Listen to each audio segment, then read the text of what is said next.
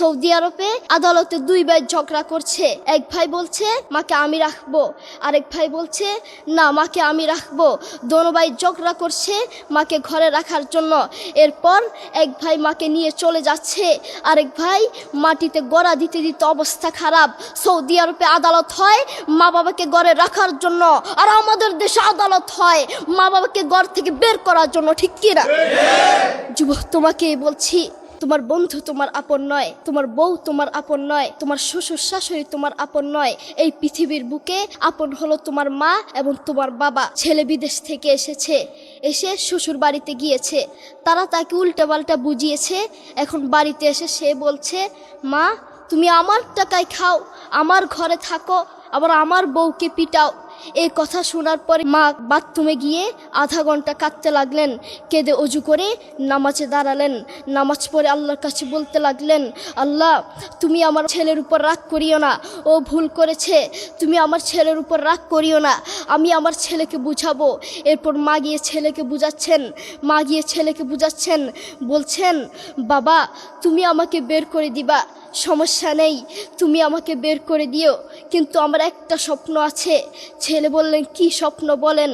মা বললেন তুমি বাজারে গিয়ে একটা পাকা আম নিয়ে আসবা, এসে তোমার বুকের উপর রাখবা, সকালে উঠে ওটা আমি খাবো। এরপর ছেলে বললেন আচ্ছা ঠিক আছে। ছেলে বাজারে গিয়ে একটা পাকা আম নিয়ে আসলো, এসে বুকের উপরে রাখলো। 5 মিনিট না যেতেই সেই আম পিঠের নিচে পড়ে চ্যাপ্টা হয়ে গিয়েছে। এরপর ছেলে মাকে বললেন মা তুমি কি সকালে উঠে আমটা খাবে? ওটা 5 মিনিট না যেতেই পিঠের নিচে পড়ে চ্যাপ্টা হয়ে গিয়েছে। এরপর মা চোখের পানি ছেড়ে বলল বাবা আমি আসলে তোকে খাওয়ার জন্য বলি নাই, আমি আম খাওয়ার জন্য বলি নাই, আমি তোমাকে বুঝার জন্য বলেছি। তুমি আজ একটা রাত এই আমটা রাখতে পারো নাই, আমটা বুকের উপর রাখতে পারো নাই, আর আমি সেই তোমার দুঃখিনী মা যে 1 বছর 2 বছর নয় 3 বছর নয় পাক্কা 5টা বছর এভাবে তোমাকে রেখেছি। আমিও যদি তোমার মতো এভাবে ঘুমাতাম তুমিও তো আমার পিঠের নিচে পড়ে চ্যাপ্টা হয়ে যেতা। এরপর ছেলে চোখের পানি ছেড়ে বলল মা আসলে আমি বুঝতে পারি নাই তুমি কি জিনিস আসলে আমি বুঝতে পারি নাই। করোনা আসার পরে প্রমাণ করে দিয়েছে কে আপন। এক মেয়ে তার মাকে ফোন করে বলছে মা আমার স্বামীর করোনা হয়েছে। মা বললেন সাবধান, তার কাছে যাবি না, আমি সকালে সিএনজি পাঠিয়ে দিব, তুই টপ করে সিএনজিতে উঠে যাবি। এটার নাম দুনিয়া। করোনা হওয়ার পরে বন্ধুর কাছে যায় নাই, করোনা হওয়ার পরে শ্বশুর শাশুড়ির কাছে যায় নাই, করোনা হওয়ার পরে স্বামী স্ত্রীর কাছে যায় নাই, কিন্তু করোনা হওয়ার পরে এখনো ইতিহাস আছে মা তার ছেলেকে গিয়ে চুমু খেয়েছে। করোনা হওয়ার পরে এখনো ইতিহাস আছে বাবা তার ছেলেকে কাঁধে নিয়ে হাসপাতালে গিয়েছে, ঠিক কিনা? যুবক, তুমি তোমার মাকে তুমি ঘর থেকে বের করছো, তুমি তোমার মাকে বৃদ্ধাশ্রমে পাঠাচ্ছ, তুমি তোমার মাকে হত্যা করছো, তুমি তোমার মাকে জবাই করছো।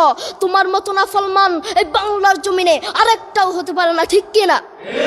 যুবক, তোমাকে বলছি, তুমি জানো তোমার মা কি জিনিস? তুমি ছোট ছিলে তো বুঝতা না। যেই মা তোমার জন্য সারাটা জীবন কষ্ট করেছেন, মাথার গাম পায়ে ফেলেছেন, সেই মাকে তুমি ঘর থেকে বের করে দিয়েছ, সেই মাকে তুমি বৃদ্ধাশ্রমে পাঠাচ্ছ।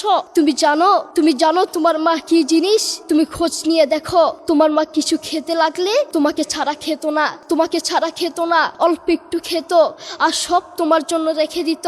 আর তোমার বাপ হোটেলে গিয়ে শুধু অল্প একটু ডাল ভাত খেত, আর তোমার জন্য সব রেখে দিত। তোমার মার তোমার প্রতি এত মায়া, তোমার বাবার তোমার প্রতি এত মায়া, সেই বাবাকে তুমি ঘর থেকে বের করছো, সেই মাকে তুমি ঘর থেকে বের করছো, বৃদ্ধাশ্রমে পাঠাচ্ছ। তোমাকে আল্লাহর সামনে আসামির কাঠগড়ায় দাঁড়াতে হবে।